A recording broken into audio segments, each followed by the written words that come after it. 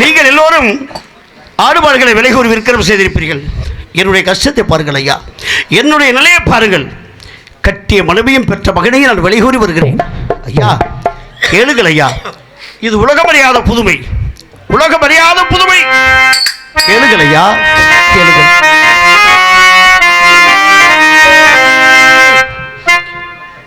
உலகம் அறியாத புதுமை, உடல் பொருளாவியே கடலுக்கு விற்பது. உலகம் அறியாத புதுமை,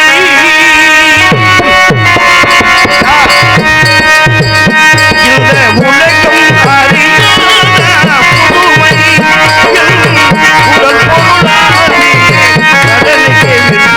புதுமை, உடல் பொருளாவியே கடலுக்கு விற்பது.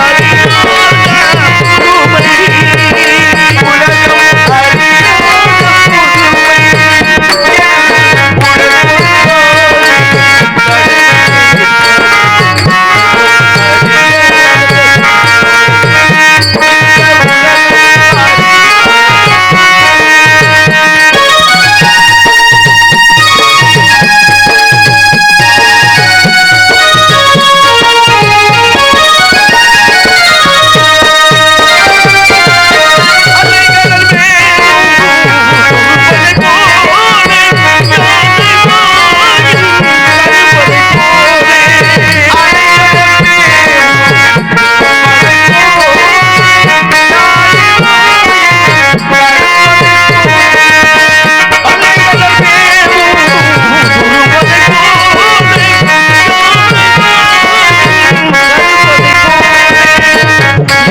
உலகம்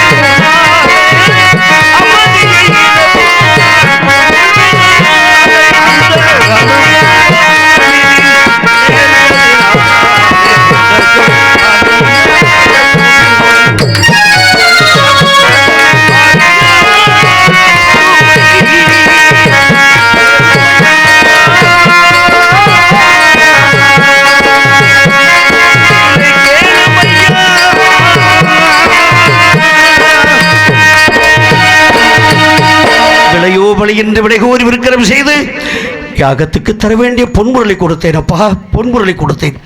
தரகன் கூலிக்காக நான் மயானம் கற்பதற்கு போகின்றேன். காரணம் என்ன தெரியுமா? மனைவி மகனை விலை கூறிவிட்டு யாகத்துக்கு தர வேண்டிய பொன்பொருளை கொடுத்து விட்டீர்கள்.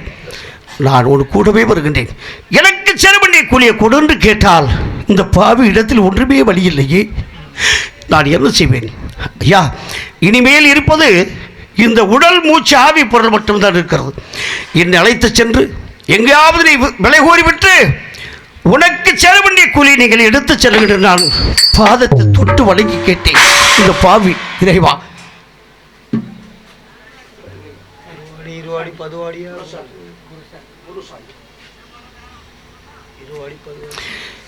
இந்த ஊரை சேர்ந்த மதிப்புக்குரிய குருசாமி அவர்கள் அன்பளிப்பு வழங்கியிருக்கிறது.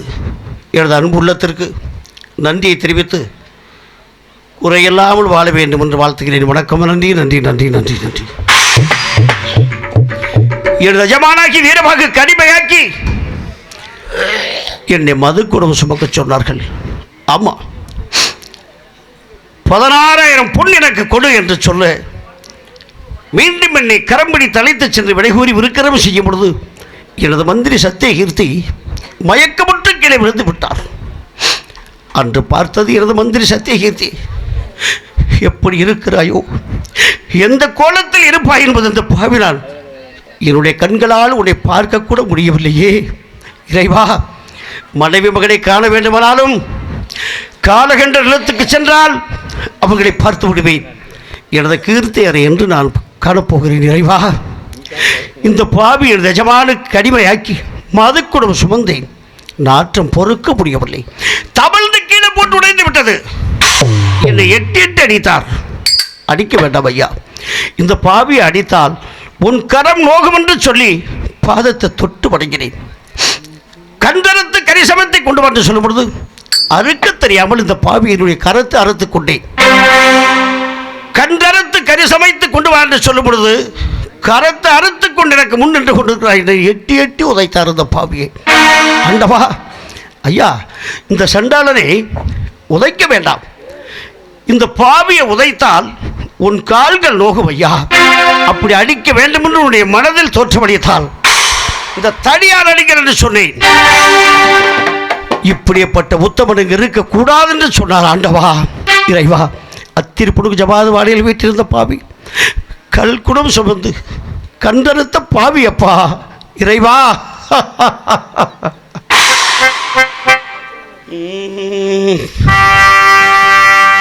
மது குடம் தான் சுமந்து இறைவா, மது குடம் தான் சுமந்து மாமிசக்காவடி தான் சுமந்து இறைவா, மது குடம் தான் சுமந்து மாமிசக்காவடி தான் சுமந்து பாவினார்.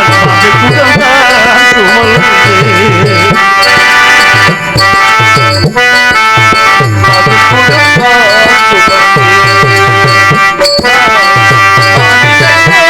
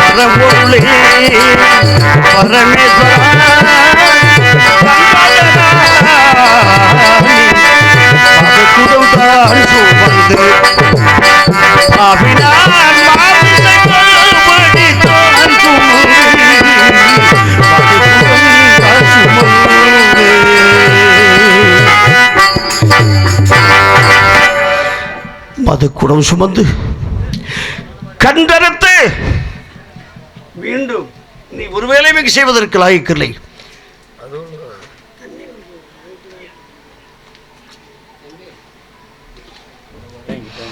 மயானத்துக்கு போய் என்று சொன்னார். சரி, மயானத்துக்கு செல்ல வேண்டும். கொடுத்த வாக்கை காப்பாற்ற வேண்டுமானால் மயானத்துக்கு செல்லத்தான் வேண்டும். எத்தனை எத்தனை பிணத்தை எரித்து புதைத்து மண்மேடாக்க வேண்டும் என்று இந்த பாவி எனக்கு புரியவில்லை அப்பா. இனிமேல் நாடு நகரம், நாட்டு மக்கள், மனைவி, மகன் அனைத்து உள்ளங்களை மனதில் வைத்து இந்த இடத்தில் நின்று இந்த பாவி நிலையை பார்த்து கத்துகிறேன், கதறுகிறேன் என்று சொல்லி எனது தந்தையாகிய சிவனுக்கு யார் போய் சொல்வார்கள்? இந்த பாவி கண்கலங்கி கொண்டு இருப்பான் என்பதை தந்தையாகிய சிவனுக்கு யார் சொல்வார்கள்? ஆண்டவா, யார் சொல்வார்கள்? யார் போய் சொல்லுவார்? யார் போய் சொல்லுவார்?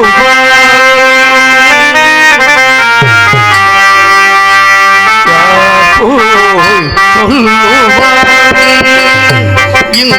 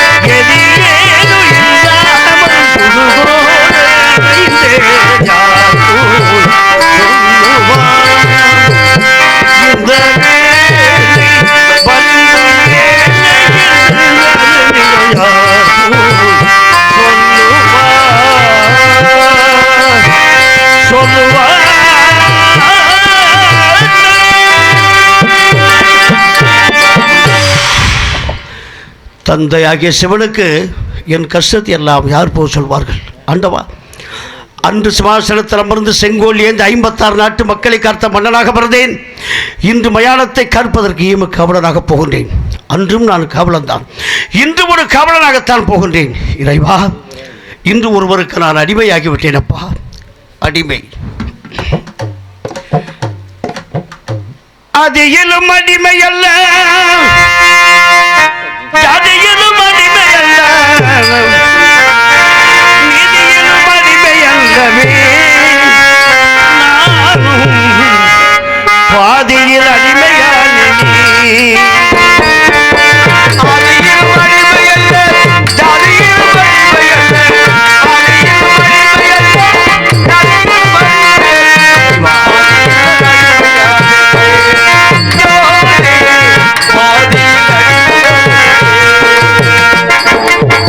நதியிலும் அடிமை அல்ல.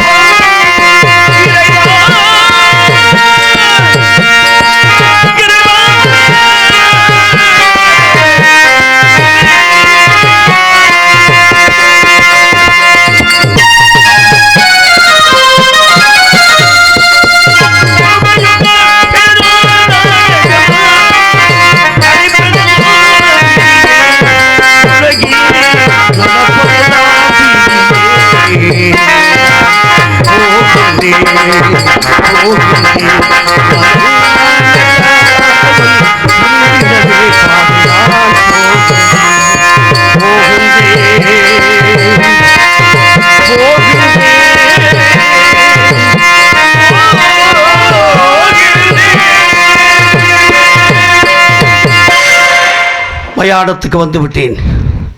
இந்த மயானத்தை பார்த்தால் எத்தனை பிணங்கள் எல்லாம் எரிந்து கொண்டிருக்கிறது, எத்தனையோ பிணங்கள் எல்லாம் எரிந்து கொண்டிருக்கிறது. இவர்களெல்லாம் உயிரோடு இருக்கும் பொழுது உயர்ந்தவன் தாழ்ந்தவன் அறிஞன் ஞானி என்று எத்தனைய பேர் உயிரை பிரிந்ததற்கு பிறகு பேதமில்லாமல் கூடும் இடம் இது ஒன்றுதானப்பா, இது ஒன்றுதான்.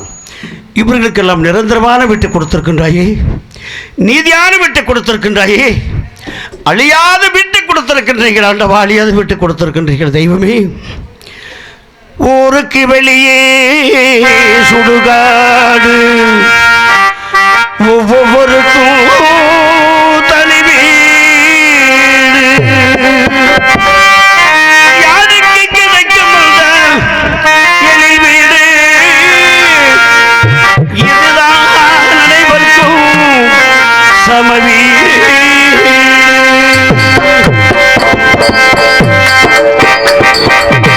ஊருக்கு வெளியே சுடுகாடு, ஒவ்வொருக்கும் தனி வீடு,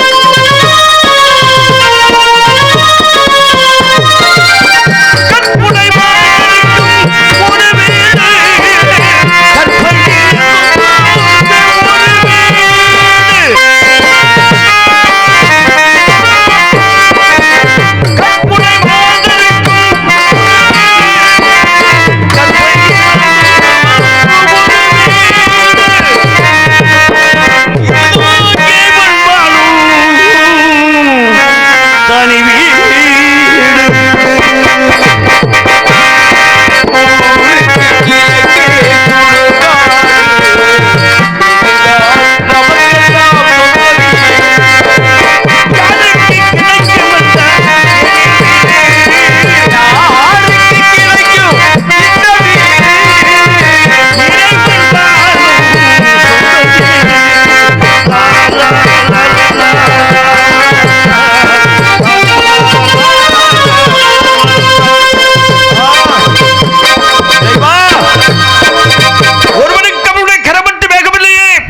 காரணம் என்னவென்று எனக்கும் புரியவில்லை.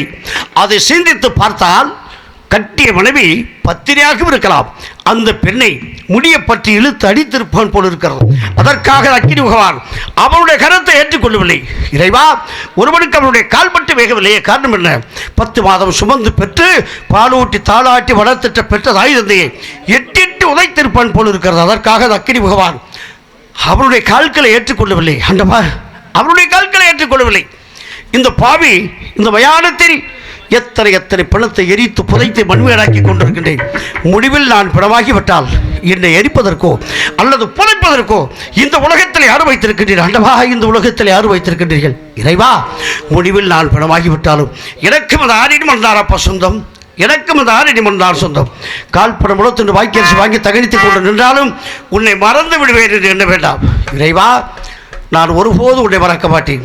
உன்னுடைய திருநாமத்தை மனதில் வைத்து பூஜித்துக் கொண்டுதான் இருப்பேன். ஆண்டவா, இறைவா, தெய்வமே, வருவாயே படமாளினி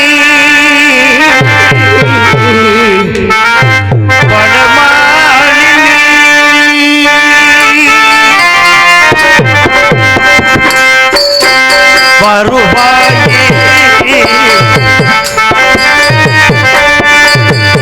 வருவாயே படமாளினி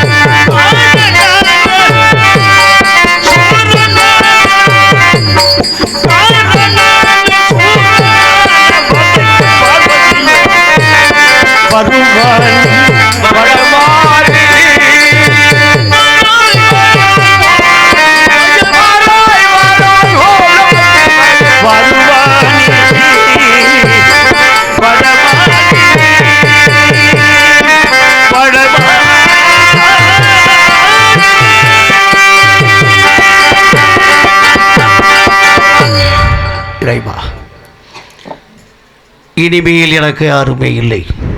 நான் என்ன செய்வது? சுருக்கமாக சொன்னால், இந்த மயானத்தில் வெந்து கொண்டிருக்க பிணங்கள் தான் எனக்கு தாயும் தந்தை. இந்த மயானத்தில் வெந்து கொண்டிருக்க பிணங்கள் தான் எனக்கு சொந்த பந்தம் என்று எண்ணி வருகின்ற பிள்ளைங்கள் ஒன்றுக்கு கால்பணம் முடத்துண்டு வாய்க்கரிசி வாங்க வேண்டும். கால்பணம் முடத்துண்டு எஜமானுக்கு அனுப்ப வேண்டும் என்று எனக்கு கட்டளை. அந்த வாய்க்கரிசியை மட்டுமே சாப்பிட சொல்லியிருக்கின்றார். வாய்க்கரிசியை சாப்பிட்டால் ஏதாவது தோஷங்கள் வந்துவிடும் என்று மனதில் எண்ணிக்கொண்டு அந்த மூலையில் குவித்து வைத்திருக்கின்றேன். ஆகாரம் இல்லாமல் பிணத்தோடு பிணமாக வெந்து கொண்டிருக்கின்றேன். நான் எங்கு செல்வேன்? இறைவா, எங்கு சென்று இந்த பாவி நான் என் உயிர் வாழப்போகின்றேன்? என்ன செய்வேன்? என்ன செய்வேன்?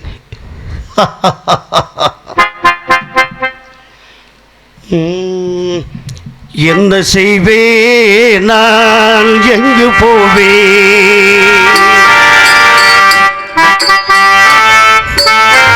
என்ன செய்வேன்? நான் எங்கு போவேன்?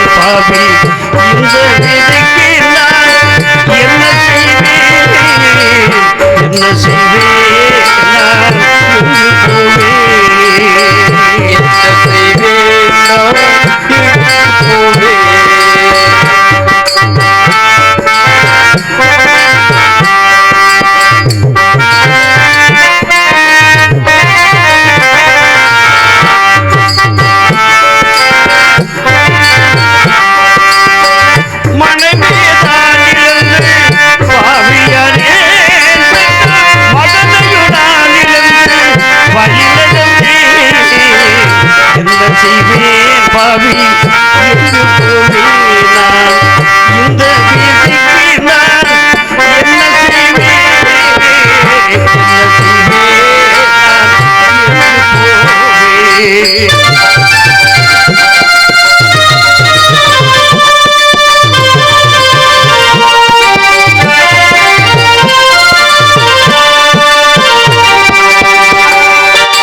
என்ன செய்வேன்? நான் எங்கு போவேன்? என்ன செய்வேன்?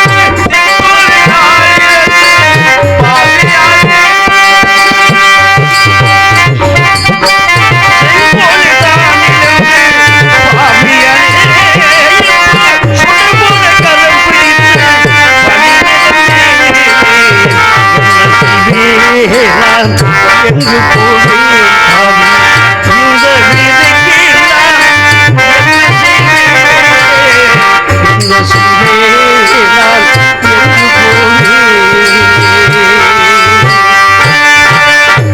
ஏதோ ஒரு சத்தம் ஒன்று, ஏதோ ஒரு சத்தம் ஒன்று.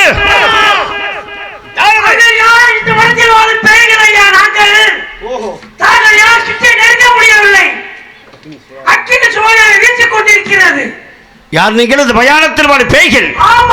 பேய்களே, இங்கு எதற்காக வந்தீர்கள்? என்னுடைய வாழ்க்கை வரலாற்றை கேட்டுக் கொண்டிருக்கின்றீர்கள் அப்படித்தானே? என்னுடைய வாழ்க்கை வரலாற்றை நான் எடுத்து சொல்ல வேண்டும்.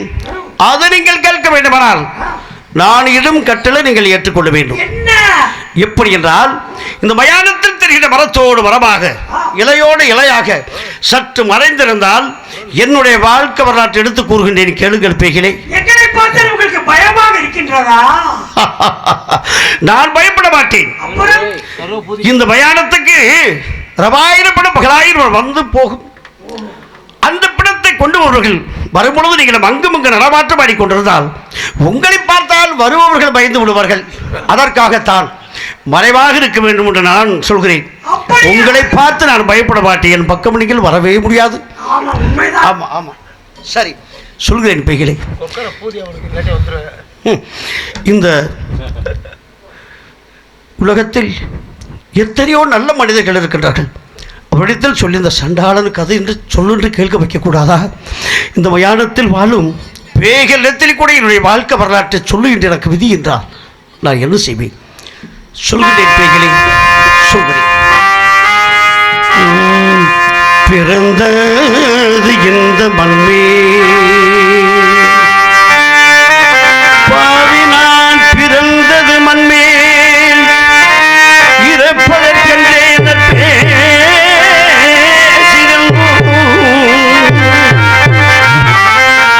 பிறந்தது இந்த மண்மேல்,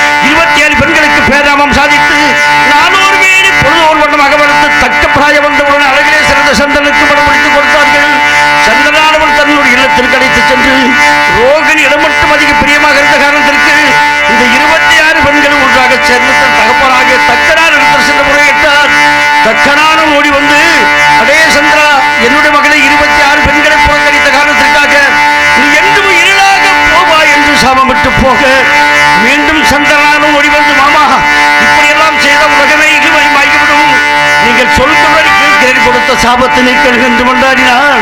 இப்பொழுது இருளாக இருக்கின்ற சிறுகப்பிரி ஒரு நாள் பூர்ணமற்ற தலைவாய், அதே போல் சிறுகத்தை ஒரு நாள் இருளாக போக கடவுள் என்று சாபத்தை நீக்க, அதுதான் உலகத்தில் அமாவாசை என்று பவனம் என்று வருகின்றது. சந்திரனானவன் சிறுகப்பெரிய ஒரு நாள் பூர்ணமற்ற தருகின்ற நேரத்தில் 27 பெண்கள் அழைத்து சென்றான். சர்வசல்லான வெளியில் ஆட வேண்டும் என்று. அது சமயம் பூலோகத்தில் மழை இல்லை, மாறி இல்லை. அந்த வெப்பநிலையானது தெய்வலோகத்தை கட்டியது. பூலோகத்தில் ஆச்சரம் உண்டு, ஆச்சரமத்தில் தடாகம், தடாக ஜலத்திலே கவுதம் பழக்கம், கவுதமன் நீராடும் தடாகத்தில் யாரும் ஒரு காந்த ரூபண பெண்கள் நீராடி மஞ்சள் நிறைய கலைக்கு சென்று விட்டார்கள். மறுநாள் காலையில் வந்து தடாகத்தை கவுதமர் பார்க்கும் பொழுது தண்ணீர் எல்லாம் சேரும் சிகரமாக இருந்த காலத்திற்கு அதிக கோபமாக்கி, இனிமேல் இந்த தடாகத்தில் ஆண் இறங்கி நீராடினால் பெண்களாகவும், பெண்கள் இறங்கி நீராடினால் ஆண்களாக போக கடந்து வந்து சாபம் விட்டு போனாரு.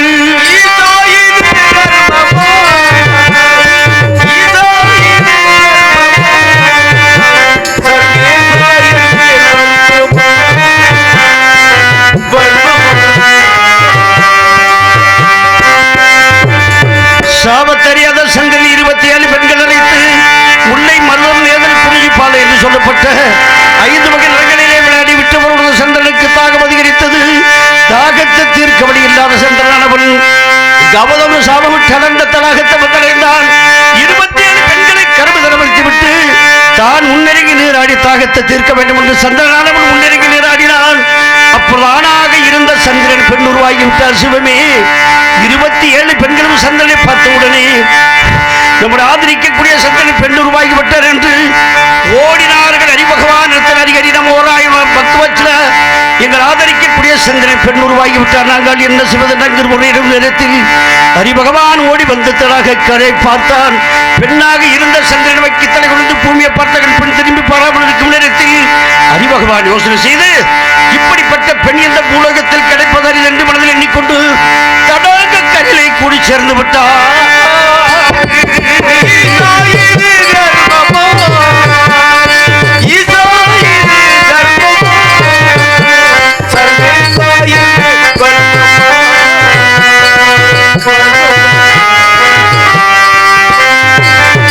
உடனே தெய்வ பிறப்பு இறத்தங்கது என்றபடி அதே நேரத்தில் ஒரு ஆண் குழந்தை பிறந்து விட்டது. கவதமன் சாமி வந்து தெரிந்து, பெண்ணாக இருக்கும் சந்திரனே, மீண்டும் அந்த தடாகத்தில் இறங்கி நீராடும் என்று சொல்லப்படுவது. சந்திரனானவன் மீண்டும் அந்த தடாகத்தில் இறங்கி நீராடினால் பெண்ணாக இருந்த சந்திரனான் உருவாகிவிட்டார். சிவமே, 27 பெண்களையும் சந்திர மண்டலத்துக்கு அடி வைத்து விட்டு தான் பெற்ற செல்வமாகி இந்த குழந்தைக்கு என்ன பெற வைக்கலாம் என்று ஹரிபகவான் யோசனை செய்து, இந்த பாவி சண்டாளனுக்கு அரியும் சந்திரனும் சேர்ந்து பிறந்ததால் எனக்கு அரிச்சந்திரன் என்று பேரு கிடைக்கும்படி சொல்லி சென்றார். அங்கு வைத்த பேரையும் நான்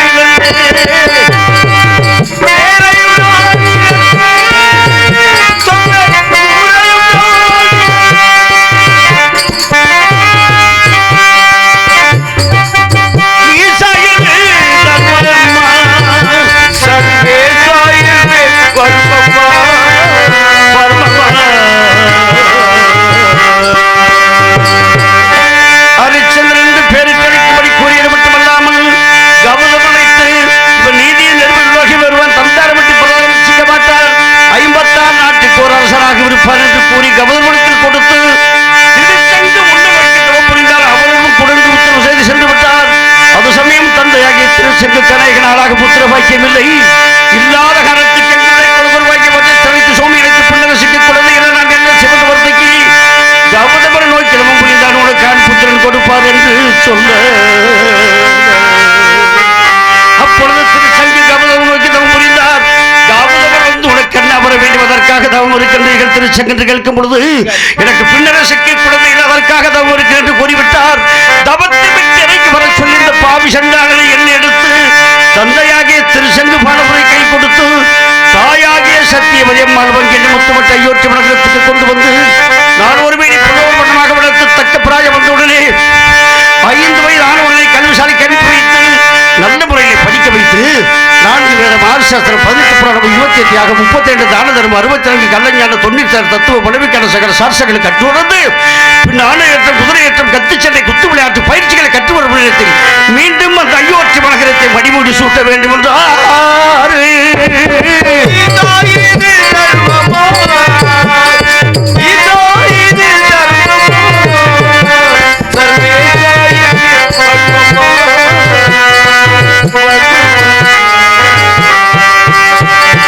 மீண்டும் அந்த அயோத்தி மனகரத்தை மணிமுடி சூட்ட வேண்டும் என்று 33 கோடி தேவர்கள் அறிய 48,000 ரிஷிமார்கள் அறிய முத்து பவள மரகத மாணிக்கம் கோமதகம் என்று சொல்லப்பட்ட 9 வகை நவரத்னத்தால் இணைத்து மணிமுடி சூட்டி மாறாத கொடிகளும் அதற்குடைய மந்திரியும் ஆராய்ச்சி மணியை கட்டி அசையாத மீது செங்கோலை செலுத்தி வரும் நாளில் யாரோ இருவர் வந்து விடுகின்றார்கள். யா, நீங்கள் எங்கெங்கு சென்றீர்கள்?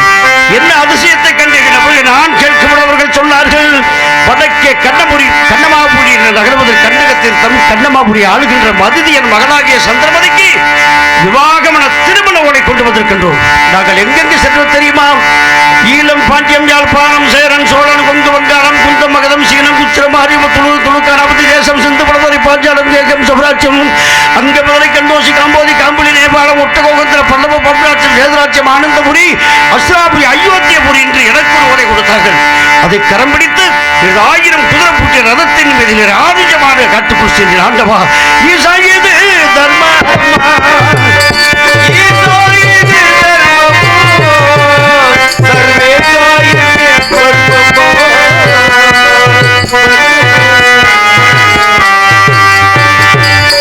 ஆரோக்கியமான காட்டுக்குள் செல்லப்படுவது அம்பாள் மயிறு பக்தர்களை கோவிலை கண்டேன். கல்யாண விஷயமாக சென்ற காரணத்துக்கு அம்மனை வணங்கித்தான் செல்ல வேண்டும் என்று நற்றேறி விட்டிறங்கி நாயகிய தொழுதல் என்று கற்றேறும் கருச்செலவு என்னுடைய கண்களுக்கு பொன்மயமாக தோற்றமளித்தது. அப்பொழுது கால்கேதேவி பிரசனப்படுத்தி, அம்மா கால்கேதேவி, யாரும் அறியாத பாலைவனத்தில் இப்படி தேர்க்குதிரை வெள்ளம் என்ற பொன்மயமாக வைத்திருக்கின்றாயே, இதை யாராவது கல்வர்கள் கவர்ந்து சென்று விட்டால் என்னாச்சு என்று பார்த்து சண்டாளி கால்கேதேவி தெரிவித்ததப்பா. முன்னொரு காலத்தில் வர்ணம் கராஜானவன் கல்லாக சமைத்தது மன்றி இது யாருடைய கண்களுக்கு பொன்மயமாக தெரிகின்றதோ அவர்களுக்கு கொண்டு மறைந்து விட்டது. உன்னுடைய கண்களுக்கு பொன்மயமாக தெரிகின்ற காரணத்திற்காக நீ நீதி நிறுவ உள்ளவன், தந்தாரம் விட்டு பிரதாரம் செய்ய மாட்டாய், 56 நாட்டுக்கு ஒரு அரசராகவே இருப்பாய் என்று கூறி கால்கேதேவி தங்கத்தாலான தேர் எனக்கு கொடுத்ததப்பா. 1000 குதிரை பூட்டிய ரதத்தை அயோத்தி நகரத்துக்கு அனுப்பி வைத்து விட்டு கால்கேதேவி கொடுத்த தேரின் மீதிலேறி கண்ணமாபுரி செல்வதற்கு நான் பயணம் வைத்து சென்றேன். ஆண்டவா, பயணம் வைத்து சென்றேன். காளி கொடுத்த காளி கொடுத்த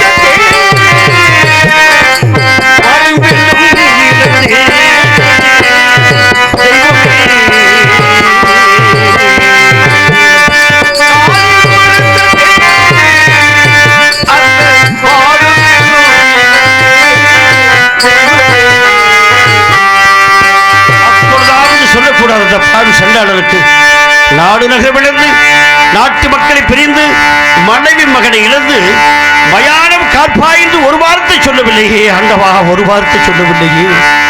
கால்கேதேவி கொடுத்த தேரின் மீது கண்ணமாபுரி சென்று பார்க்கும் பொழுது 55 தேசராஜர்கள் அமர்ந்தார்கள். நான்கு சென்றவர்த்தி பெண்ணை சிங்கரித்துக் கொண்டு வந்தார்கள் மனுமரை கவனத்திற்கு. பெண்ணானவள் நடந்தால் பாதம் ரோகம் என்று 10 மாத்துள்ள தங்கத்து உரிக்கி ரோட்டாக பரப்பி அதன் மீது நடந்தாலும் பாதம் ரோகம் என்று பொதிகமா மடலுள்ள சந்தன கட்டைகளை கொண்டு வந்து அரைத்து தள்ளித்து அதன் மீது நடந்தாலும் பாதம் ரோகம் என்று அடிச்ச மடல்களை தூவி 1000 தாதிமார்கள் அழைத்து வந்தார்கள். பெண்ணை எல்லா ராஜர்களும் உற்று பார்த்தார்கள்.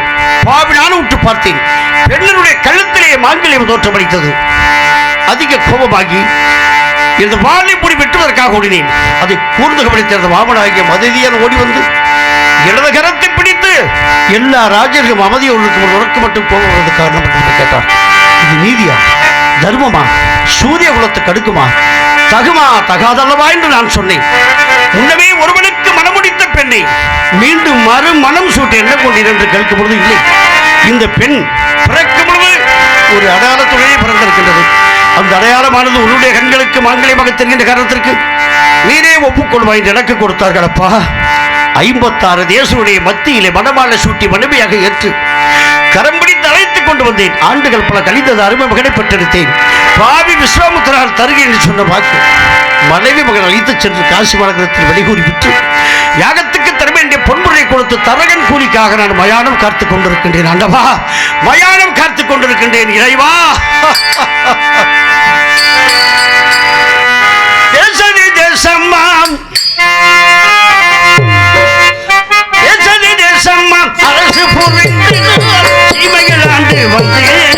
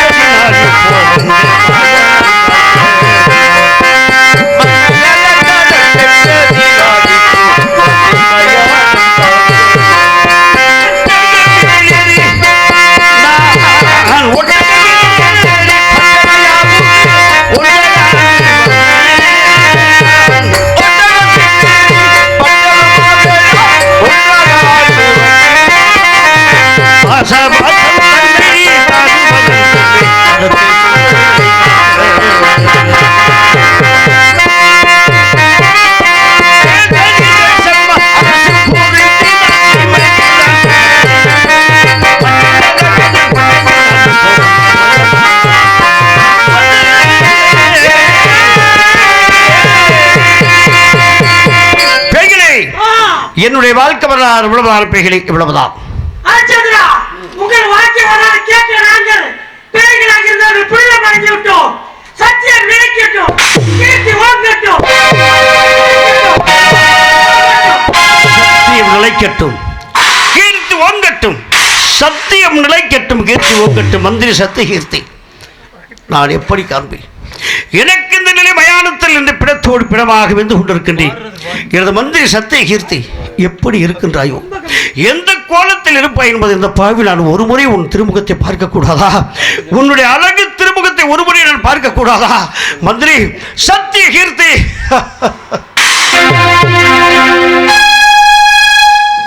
மந்திரி சத்திய